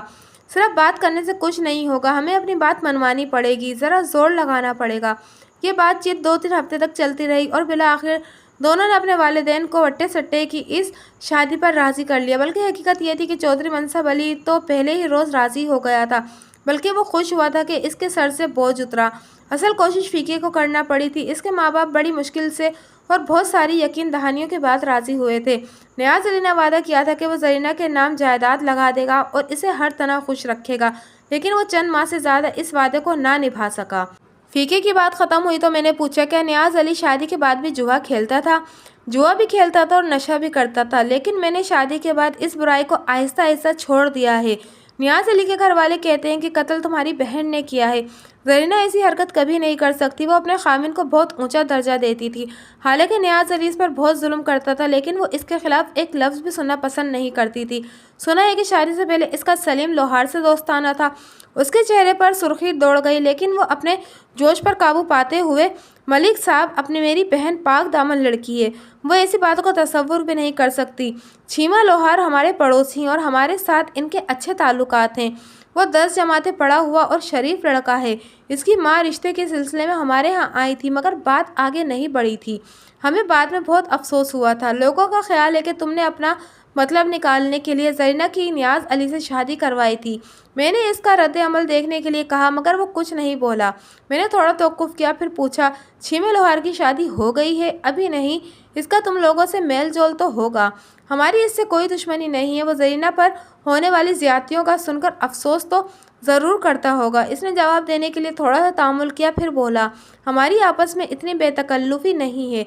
जिस रोज़ इशरत नाराज़ होकर अपने घर गई थी, उसके दूसरे रोज़ नियाज़ अली ने ज़रीना को धक्के देकर घर से निकाल दिया था। तुमने इस सिलसिले में क्या कार्रवाई की थी? हमें इस बात का इल्म बाद में हुआ था। परसों रात को नियाज़ अली ज़रीना को यहाँ पहुँचाने का इरादा रखता था। तुम्हें ऐसी कोई इत्तला मिली थी? इसने इनकार में जवाब दिया। मैंने इससे सलीम लोहार का पता पूछा और वहाँ से रुखसत हो गया। सलीम लोहार 26-27 साल के, खुश शक्ल और मजबूत जवान था। वो अपने बाप की दुकान पर काम करता था, जहाँ लोहे की बाल्टियाँ, कड़लियाँ, हमाम अंगीठियाँ, छुरियाँ और चिमटे वगैरह फ़रोख्त होते थे। दुकान के पिछले हिस्से में छोटा सा कारखाना भी था, जहाँ 2-3 कारीगर ये सामान तैयार कर रहे थे। सलीम से रस्मी बातचीत के दौरान मैंने देखा कि इसके बाएं हाथ पर पट्टी बंधी हुई थी। ये पट्टी देखकर मेरे दिल में शक पैदा हुआ। मैंने सोचा कि इसे ज़रीना पर होने वाले जुल्म का हाल मालूम था। हो सकता है कि इसने हमदर्दी और मोहब्बत से मगलूब होकर ज़रीना के जालिम शोहर को कत्ल कर दिया हो। और कोई अजब नहीं था कि इस काम में इसे ज़रीना का भी ताउन हासिल रहा हो।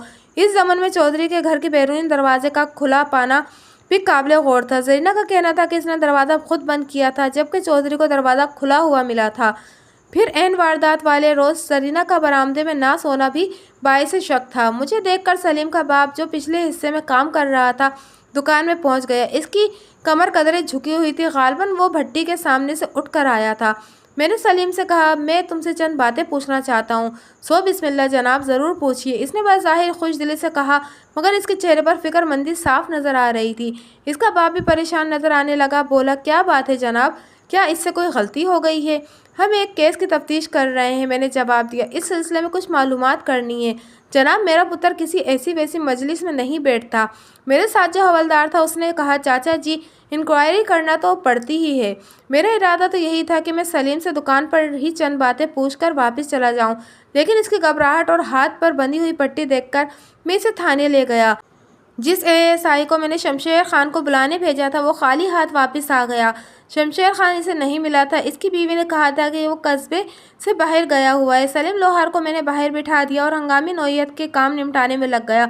तकरीबन 2 घंटे के बाद जब फुर्सत मिली तो मैंने इसे अपने पास बुला लिया, और इस अरसे में वो खासा नर्वस हो चुका था। मैंने इसे अपने सामने एक कुर्सी पर बिठाया और पूछा, झूठ तो नहीं बोलोगे? नहीं जनाब, इंशाअल्लाह सच बोलूँगा, उसने जवाब दिया। मैंने पूछा, फीके की बहन ज़रीना को जानते हो? वो ज़रा सा झुका, फिर बोला, जानता हूँ जी। तुम इसको पसंद करते हो? जनाब, इसकी तो शादी हो चुकी है। शादी से पहले पसंद करते थे, इसने तामुल करते हुए जवाब दिया। थोड़ा बहुत पसंद करता था। ज़रीना भी तुम्हें पसंद करती थी? उसने जवाब देने में थोड़ी देर लगाई। मैंने सख्ती से कहा, कुछ छुपाने की कोशिश ना करना। ज़रीना ने मुझे सब कुछ बता दिया है। मैं इसकी पूरी कहानी सुनकर आ रहा हूँ।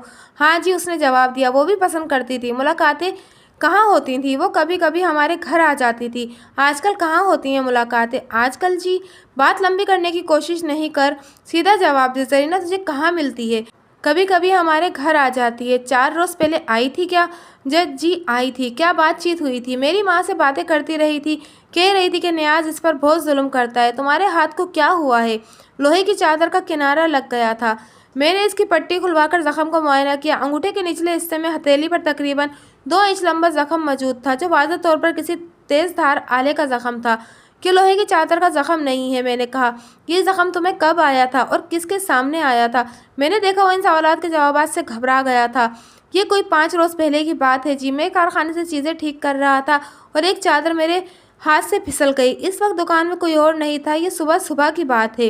پٹی کس ڈاکٹر سے کرائی تھی؟ مم، میں نے خود ہی پٹی باندھ لی تھی۔ اس کا لہجہ بتا رہا تھا کہ وہ جھوٹ بول رہا ہے۔ میں نے کہا یہ زخم 4-5 روز پرانا نہیں لگتا۔ میں تجھے بستی کے سارے ڈاکٹروں کے پاس لے جاؤں گا اور تیرے آس پاس رہنے والوں سے بھی پوچھ گچھ کروں گا۔ اگر تیری بات غلط نکلی تو مجھ سے برا کوئی نہیں ہوگا۔ ماں، مجھے معاف کر دیجیے۔ اس نے ہاتھ جوڑے۔ میری ایک شخص سے لڑائی ہو گئی تھی چھیمے، ابھی تم کرسی پر بیٹھے ہوئے ہو، میں تمہیں چھت سے بھی لٹکا سکتا ہوں۔ لڑائی کس سے ہوئی تھی؟ اس نے ایک بار پھر ہاتھ جوڑے اور بولا چودھری نیاز سے جی۔ اس نے چاقو نکال لیا تھا۔ جھگڑا کس بات پر ہوا تھا؟ میں نے اسے صرف اتنا کہا کہ وہ اپنی بیوی کو نہ مارا کرے۔ اس پر اس نے مجھے گالیاں دینا شروع کر دی اور چاقو نکال لیا، اور تم نے اپنی ذلت کا بدلہ لینے کے لیے اسے قتل کر دیا۔ میں نے کہا کیا یہ قتل تم نے زرینہ کے تعاون سے کیا یا اپنی مرضی سے؟ وہ قسمیں کھانے لگا کہ اسے قتل کے بارے میں کچھ معلوم نہیں ہے۔ میں نے اسے سوچنے کا موقع دینے کے لیے حوالات میں بند کر دیا اور 2 آدمیوں کے ہمراہ خانے تلاشی کے لیے اس کے گھر پہنچ گیا، مگر وہاں سے کچھ برآمد نہیں ہوا۔ پھر ہم نے دکان کی تلاشی لی اور وہاں کام کرنے والوں سے پوچھ گچھ کی، وہاں سے بھی کوئی قابل اعتراض چیز برآمد نہیں ہوئی۔ اگلے روز میں نے شمشیر خان کے دروازے پر دستک دی۔ اس وقت صبح کے 7 بجے تھے اور مجھے یقین تھا کہ شمشیر خان گھر پر ہی ہوگا۔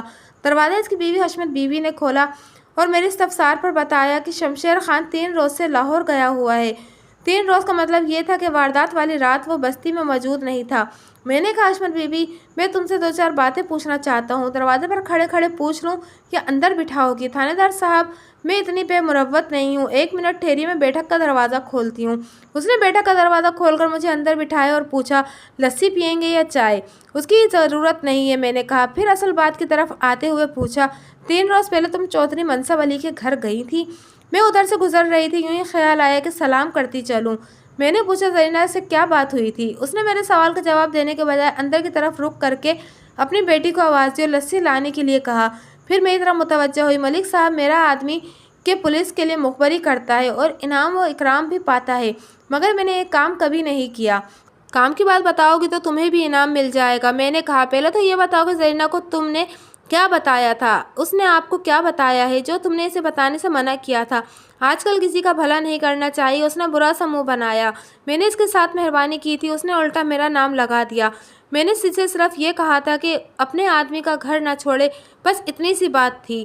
حشمت بی بی، کھل کر بات کرو، اس طرح بات نہیں بنے گی بلکہ اور بگڑ جائے گی۔ جو کچھ تم نے زرینہ کو بتایا تھا اس کا نیاز علی کے قتل سے گہرا تعلق معلوم ہوتا ہے، اور یہ بات اتنی سی نہیں ہے، میں تمہیں پوچھ گچھ کے لیے تھانے بھی لے جا سکتا ہوں۔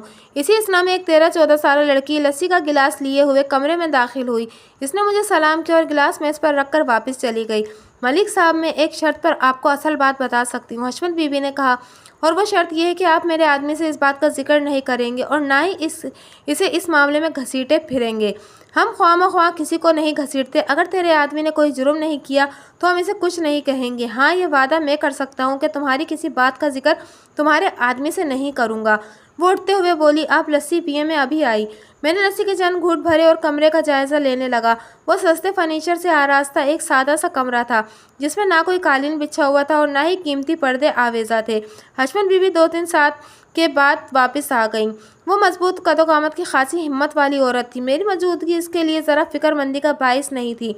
ملک صاحب، مجھے جو کچھ معلوم ہے میں وہ آپ کو بتانے کے لیے تیار ہوں، لیکن پہلے انعام کی بات کریں۔ کچھ پتہ تو چلے کہ بات کیا ہے۔ ہو سکتا ہے کہ تمہاری معلومات ہمارے کسی کام کی نہ ہو۔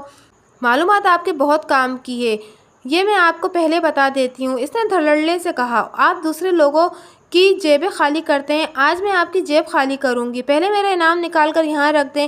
اس نے انگلی سے اشارہ کیا۔ مجھے ہنسی آ گئی۔ میں نے پوچھا، اگر تمہاری معلومات ہمارے کام کی نہ ہوئی تو پیسے اٹھا کر جیب میں رکھ لینا اور لسی پی کر اللہ بیلی ہو جانا۔ میں نے کچھ پیسے نکال کر میز پر رکھ دیے۔ اس نے کہا کہ تھوڑے ہیں۔ میں نے ایک نوٹ اور نکال کر رکھ دیا۔ تب اس نے بات شروع کی۔ یہ 4-5 روز پہلے کی بات ہے۔ شمشیر خان اسی بیٹھک میں بیٹھا 2 آدمیوں سے باتیں کر رہا تھا، اور یہ بات آپ اچھی طرح جانتے کہ شمشیر خان کے ساتھ اٹھنے بیٹھنے والے شریف لوگ نہیں ہوتے۔ یہ جن 2 آدمیوں کا میں نے ذکر کیا ہے، ان میں سے ایک بالا کشمیری اور دوسرا حنیف ٹنڈا تھا۔ اقبال عرف بالا کشمیری اور حنیف ٹنڈا دونوں صدر یافتہ مجرم اور ہسٹری شیٹر تھے۔ حشمت بی بی نے بات جاری رکھتے ہوئے کہا کہ وہ کسی کام سے دروازے کے قریب گئی تو ایک جملہ سن کر چونک پڑی۔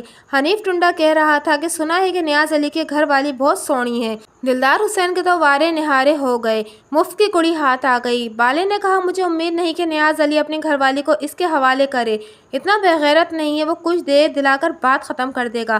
میرا خیال ہے کہ نیاز علی نے جان بوجھ کر یہ حرکت کی ہے۔ حشمت بی بی نے اپنے خاوند کو کہتے سنا وہ اپنی گھر والی سے بہت تنگ ہے اور اسے چھٹکارا پانے کی فکر میں ہے۔ حنیف ٹنڈے نے پوچھا کیا وہ لڑتی جھگڑتی ہے؟ سارا پھڈا نیاز علی کی بہن کا ہے، وہ فیقے کے گھر والی ہے اور نیاز علی کی بیوی فیقے کی بہن ہے، یعنی وٹے سٹے کا معاملہ ہے۔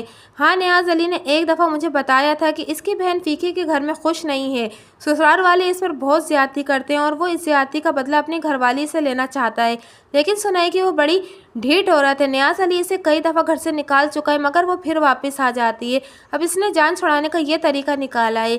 حنیف ٹنڈے نے کہا اوئے شمشیر خان، تم نے ہمیں پہلے کیوں نہیں بتایا، ہم اس کی جان چھڑوا دیتے۔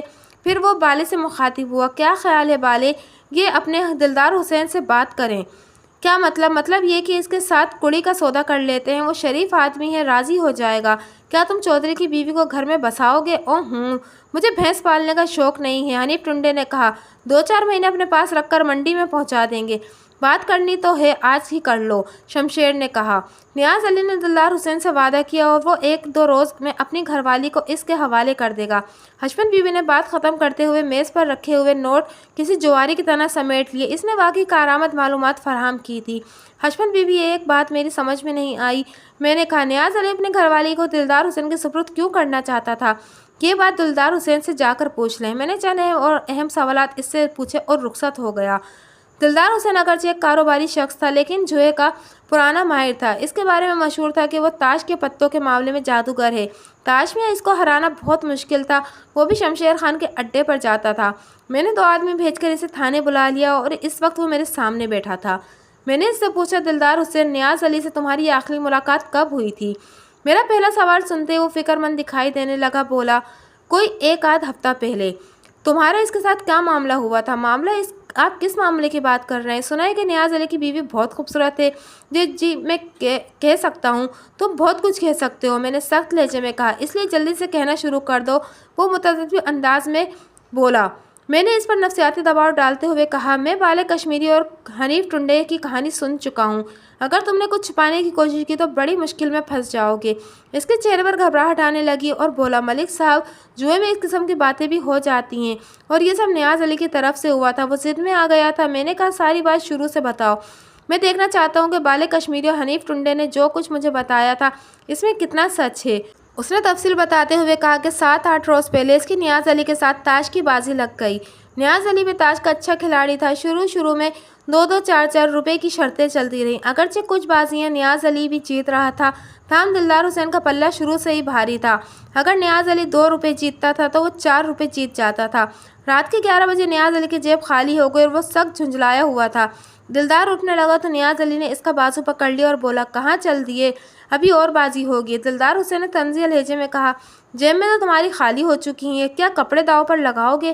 نیاز علی نے اپنے سونے کی انگوٹھی اتار کر سامنے رکھ دی۔ دلدار حسین ہاتھی مرا ہوا بھی 1.25 لاکھ کا ہوتا ہے، اس انگوٹھی کا کیا دیتے ہو؟ یہ آدھے تولے کی انگوٹھی ہے، مجھے سونا خریدنے کا شوق نہیں ہے۔ نیاز علی نے پاس بیٹھے ہوئے دوسرے جواریوں کو انگوٹھی خریدنے کے لیے کہا۔ ایک جواری نے 40 روپے میں گروی انگوٹھی رکھ لی۔ اس زمانے میں سونا 100 روپے تولا تھا، یعنی اس زمانے کے 100 روپے آج کے 3000 روپے کے برابر تھے۔ نیاز علی نے 40 روپے سامنے رکھ لیے اور غصے کی وجہ سے بڑی بڑی بازیاں لگانے لگا۔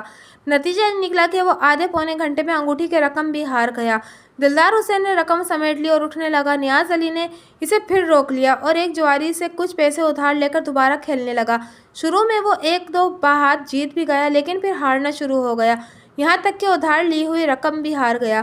چودھری کل آنا۔ دلدار حسین کھڑا ہو گیا، ایک رات کے لیے اتنا ہی کافی ہے۔ نیاز علی پر سخت جھنجھلاہٹ طاری تھی، اس نے کہا ابھی کھیل ختم نہیں ہوا اور کھیلوں گا، اب تو تمہیں کوئی قرضہ بھی نہیں دے گا۔ دلدار حسین نے کہا جاؤ گھر جا کر سو جاؤ۔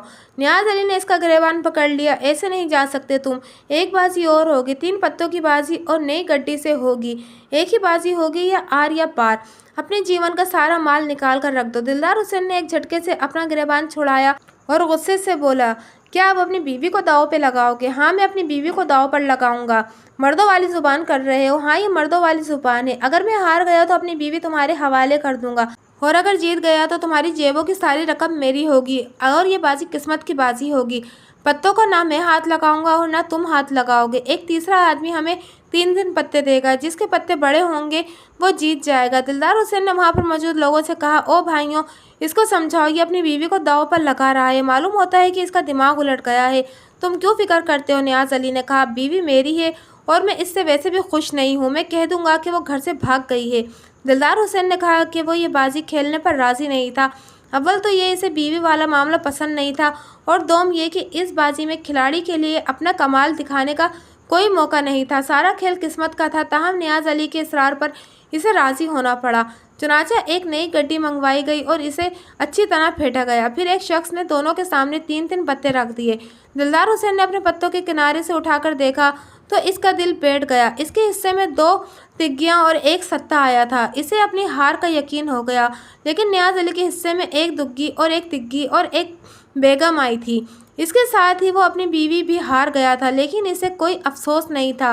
इसने दिलदार हुसैन से कहा कि वो 3 रोज़ के अंदर अपनी बीवी इसको हवाले कर देगा। दिलदार हुसैन ने अपनी जेबों से तमाम रकम निकाली और सबके सामने इसकी गिनती की। इसके पास कुल 1800 रुपये थे। ये याद रहे कि इस रकम की कुव्वत ख़रीद आज के 25,000 के बराबर थी। दिलदार हुसैन ने रवादारी का सबूत देते हुए कहा, नियाज अली, मैं तुम्हें 1 हफ्ते की मोहलत दे सकता हूँ। 1 हफ्ते के अंदर मुझे 1800 रुपये दे दो और अपनी बीवी अपने पास रखो। रकम को भूल जाओ। नियाज अली ने तेजी से जवाब दिया, जिस चीज़ की बाजी लगी है वही मिलेगी।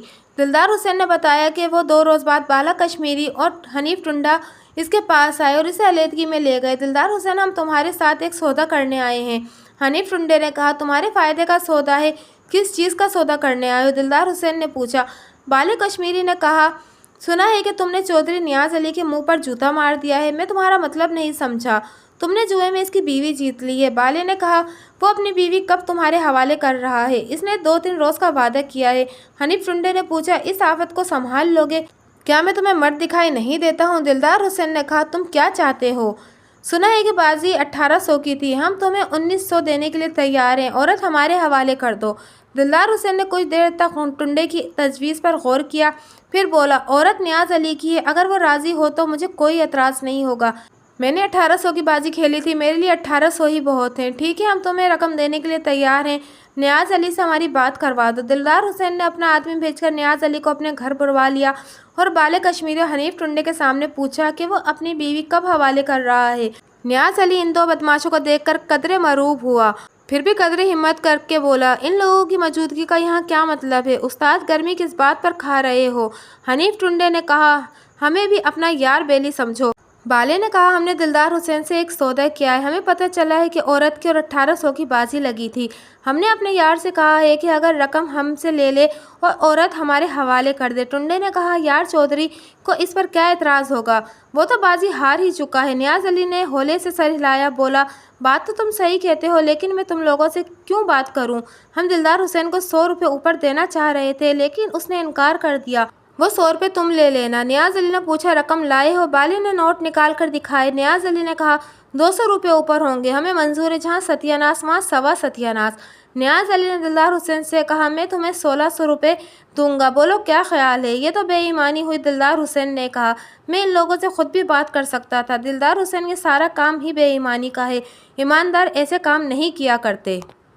दिलदार हुसैन 1600 पर राज़ी हो गए। इसे ये भी मुफ्त में मिल रहे थे।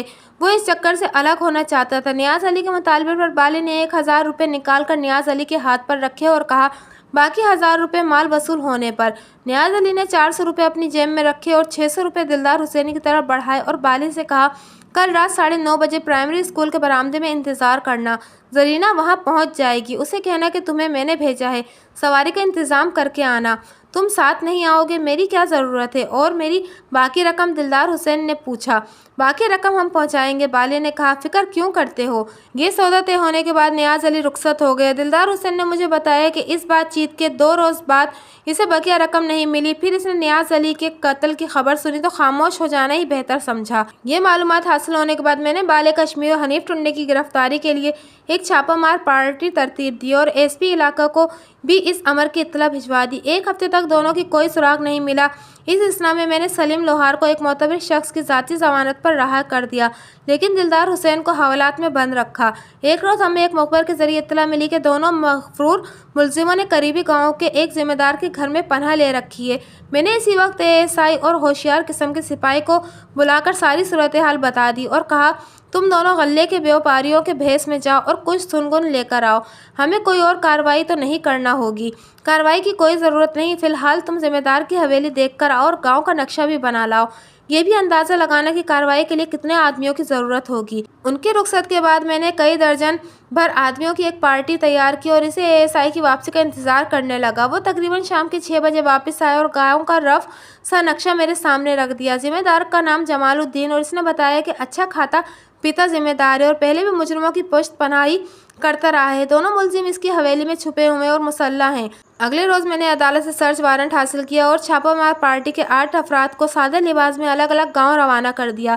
ان میں سے کچھ بنجاروں کے بھیس میں تھے اور کچھ گھسیاروں کے بھیس میں۔ انہیں میں نے ہدایت کر دی تھی کہ وہ گاؤں کے ارد گرد باہر جانے والے راستوں پر چھپ کر بیٹھ جائیں اور آنے جانے والوں پر نظر رکھیں۔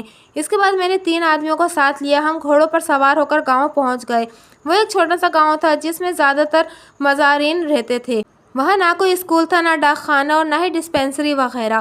چودھری جمال الدین کو ہماری آمد کی پہلی خبر ہو گئی تھی۔ اس کے آدمی حویلی کے باہر ہی ہمارے منتظر تھے۔ انہوں نے ہمارے گھوڑوں کو لے کر ایک طرف باندھ دیا اور ہمیں بیٹھک میں لے گئے جہاں چودھری نے بڑی شان سے ہمارا استقبال کیا۔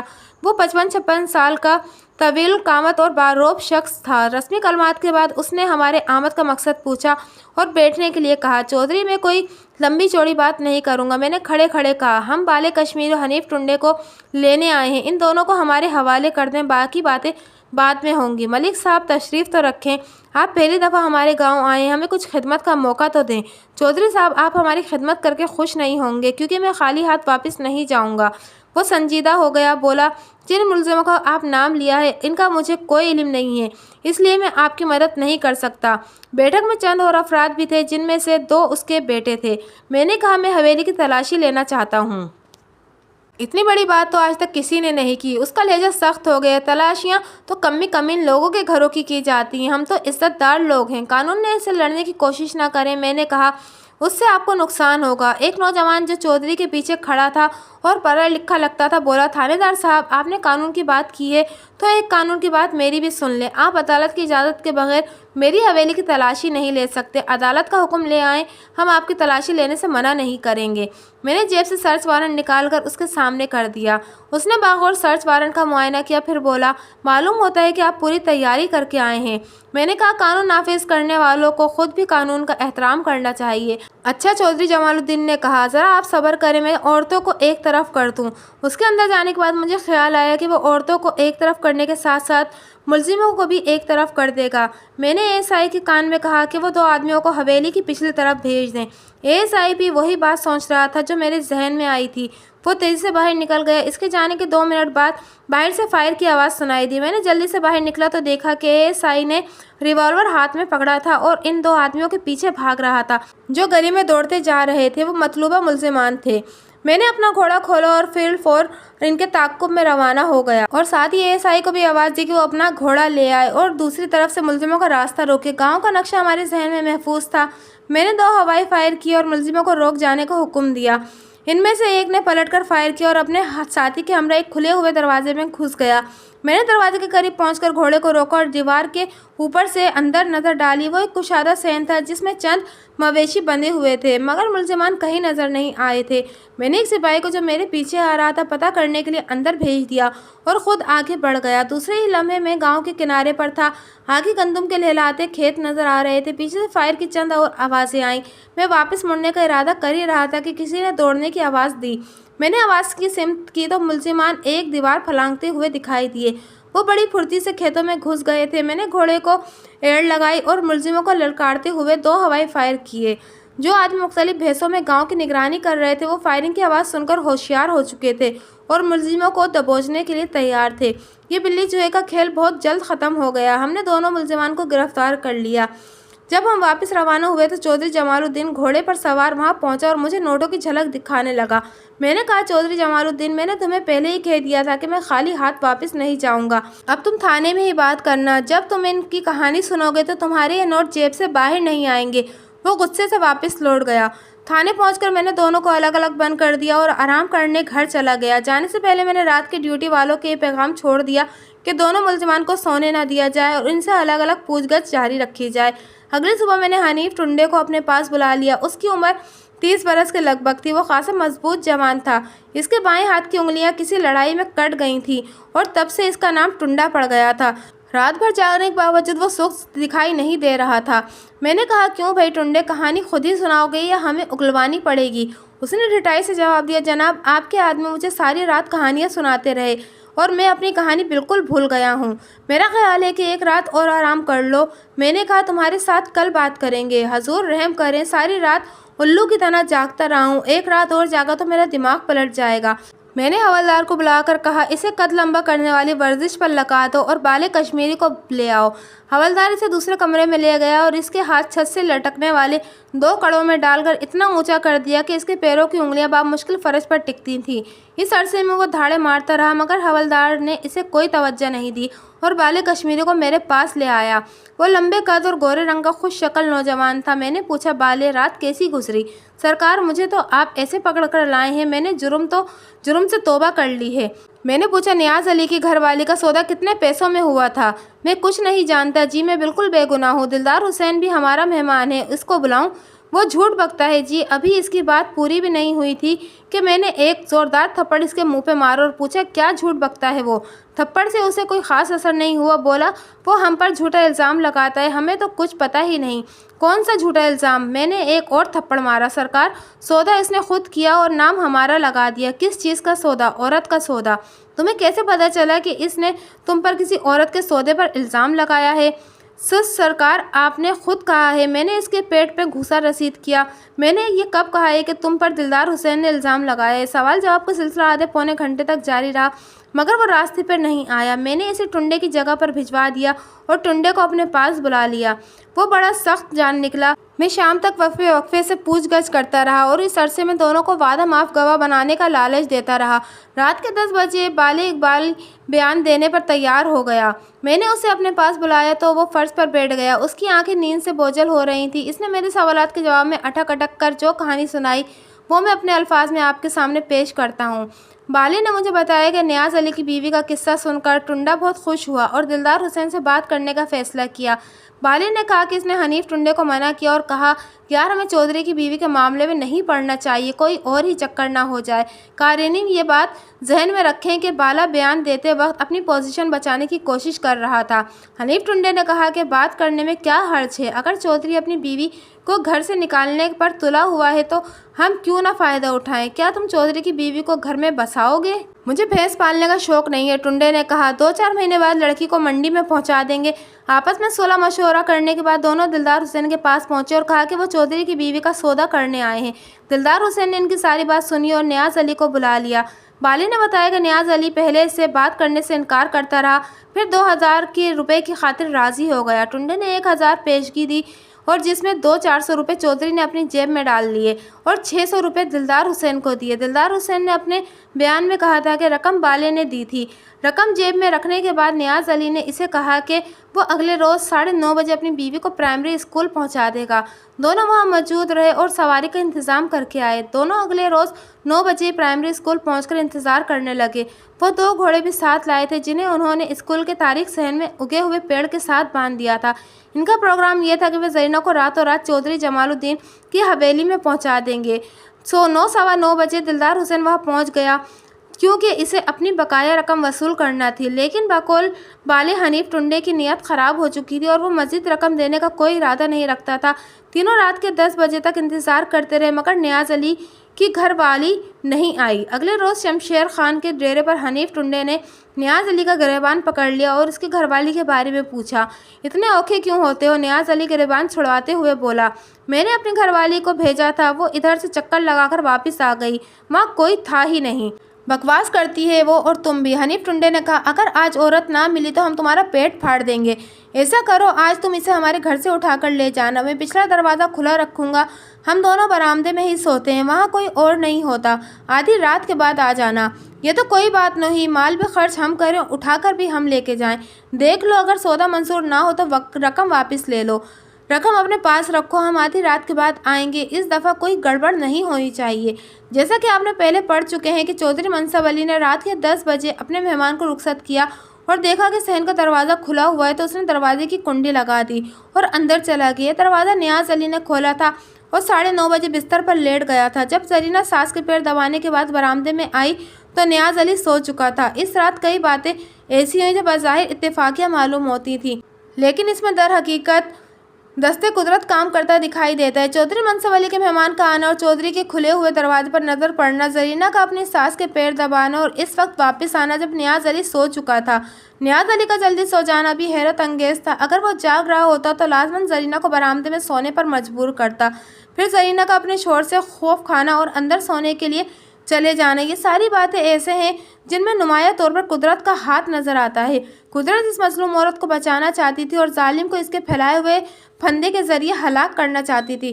बाले ने अपनी बात मुकम्मल करते हुए कहा कि वो प्रोग्राम के मुताबिक आधी रात के बाद चौधरी के दरवाजे पर पहुंचे। हनीफ टुंडे ने जब दरवाज़ा बंद देखा तो इसका सर घूम गया और दीवार फांदकर अंदर दाखिल हुआ और दरवाज़ा खोल दिया। फिर दोनों बरामदे में पहुंचे और देखा कि जरीना का बिस्तर खाली है। उन्हें यकीन हो गया कि नियाज़ अली इन्हें उल्लू बना रहा है। बाले के बयान के मुताबिक टुंडे ने खंजर निकाला और पे दर पे वार करके नियाज़ अली को हलाक कर दिया। मैंने बाले का यह बयान नोट किया और इस पर उसके दस्तखत करवा लिए। फिर टुंडे को अपने पास बुला लिया और उसे बाले के इकबाली बयान की तफसील सुनाई। टुंडे की हालत ख़राब हो रही थी। मेरी तवक्के के एन मुताबिक इसने बाले को 2-4 गालियाँ दी और कत्ल का सारा इल्ज़ाम इसके सर पर डाल दिया। इसने भी वही तफसील बताई जो बाले बता चुका था। ताहम कत्ल और औरत की ख़रीदारी के सिलसिले में सारी जिम्मेदारी बाले पर डाल दी। मैंने इसका तहरीरी बयान लिया और अगले रोज़ दोनों को निशानदेही पर खंजर और खून कपड़े आलूद बरामद कर लिए। ये कपड़े हनीफ टुंडे के थे, जिसने ये अंदाज़ बयान होता था कि नियाज़ अली को उसी ने कत्ल किया था। दिलदार हुसैन अगरचे कत्ल में मुलव्विस नहीं था, ताहम मैंने इसे भी शामिल तफ्तीश रखा क्योंकि वो एक बेगुनाह औरत के खरीदो फरोख्त में मुलव्विस पाया गया था। शाम के वक्त मैं तीनों मुलजिमों को चौधरी मनसब अली के घर ले गया और बाले से कहा, मुझे तफसील से बताओ कि तुम दोनों किस रास्ते से घर में दाखिल हुए थे और नियाज़ अली कहाँ सोया हुआ था। ये सवाल मैंने चौधरी मनसब और दिगर अहले खाना के सामने किया था। इस सवाल का मकसद ये था कि मैं इसके बयान को डबल चेक करना चाहता था, नेज़ घर वालों पर हकीकत को आश्कार करना चाहता था। बाले ने तफसील के साथ वारदात का पूरा हाल बयान किया। ये भी बताया कि बरामदे में कितनी चारपाइयाँ बिछी थी और इनकी क्या पोजीशन थी। कई और छोटी छोटी बातें भी बताईं। जब वो सब कुछ बता चुका था, चौधरी और इसके ख़ानदान की हालत काबिल दीद थी। मैंने चौधरी से कहा, चौधरी साहब, इनको पहचानिए, यही हैं आपके बेटे के कातिल। वो कहर आलूद नज़रों से बाले और हनीफ टुंडे को देख रहा था और दिगर अहले खाना की भी अजीब हालत थी। मैंने पूछा, क्या आप ये नहीं पूछेंगे कि उन्होंने किस वजह से नियाज़ अली को कत्ल किया था? मलिक साहब, इनको यहाँ से ले जाएं और फांसी पर लटका दें। मुझे इनकी शक्लें देखकर वहशत हो रही है। औरतें एक अंदरूनी दरवाजे में खड़ी थीं और इनमें से जरीना का चेहरा भी नज़र आ रहा था। इसकी आंखें आंसुओं से भरी हुई थीं। मैंने कहा, चौधरी साहब, मेरा काम सिर्फ तफ्तीश करना है, सज़ा देना अदालत का काम है, लेकिन मैं आपको ये ज़रूर बताऊंगा कि इस कत्ल के पीछे कहानी क्या है। मैंने इसे तफसील से सारी बात बताई कि किस तरह नियाज़ अली अपनी बीवी को जुए में हारा था और बाद में इसका सौदा करते हुए 400 रुपये कमाए थे और फिर किसी तरह अपनी बेगुनाह बीवी को इन बदमाशों के हवाले करने का वादा किया था। ये झूठ है। चौधरानी ने कहा, मेरा बेटा ऐसी हरकत कभी नहीं कर सकता। मैंने कहा, चौधरानी, कोई औरत अपने बेटे के मुतालिक ऐसी बात नहीं सुन सकती, लेकिन दुनिया में जुल्म करने वाले भी माओ के बेटे ही होते हैं। कि दिलदार हुसैन जुवारी है। मैंने दिलदार हुसैन की तरफ इशारा किया। नियाज़ अली ने इसके साथ जुआ खेला था। वो इसके पास अपनी नकदी अंगूठी बिहारने के बाद बीवी को भी हार गया। ये बात शमशेर खान के अड्डे पर जाने वाला हर शख्स जानता था। चौधरी ने कहा, ऐसी हरकत तो कोई बगैरत ही कर सकता है। चौधरी साहब, मैं ये बात नहीं कहना चाहता था, लेकिन आपने खुद ही कह दी। मैं आपके घर की पूरी कहानी सुन चुका हूँ। इस सारी तबाही का सबब वट्टे सट्टे की शादी है। आपकी बेटी अपने खाविन से लड़ झगड़ कर घर आ जाती थी और आप इसकी बातें सुनकर अपनी बहू पर जुल्म करते थे। आपका बेटा जरीना को घर में रखना नहीं चाहता था और ये बात आपको अच्छी तरह मालूम है। کہ قتل سے چند روز پہلے اس نے زرینہ کو مار کر گھر سے نکال دیا تھا۔